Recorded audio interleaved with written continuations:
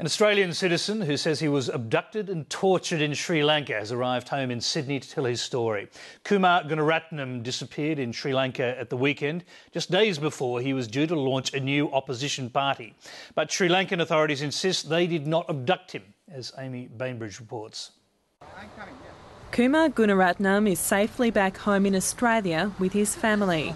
I have no doubt that if I didn't have the Australian government support, I would have been killed just like my brother and hundreds of other political activists and journalists have been killed. I can confirm I was abducted by the Sri Lankan government forces, blindfolded me and tortured. This includes, I'm embarrassed to say, sexual torture. Mr Gunaratnam says he was handcuffed and his ankles were bound while he was detained.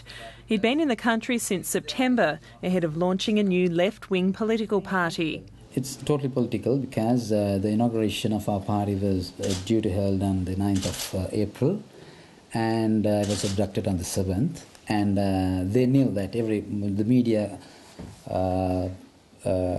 on the media it came out and that I was going to make a speech on the 9th of April. So they wanted to capture before that. The Sri Lankan government says Mr Gunaratnam used a number of different names to travel to and from the country, and he was not abducted by police. He has not been detained by Sri Lankan authorities. There is no secret police in Sri Lanka. There's a police force and other elements of the police force which conduct criminal investigations. So he has never been arrested nor taken away by anybody from the government. Mr Gunaratnam was a member of the JVP in the late 1980s, a Marxist group that tried to overthrow the government.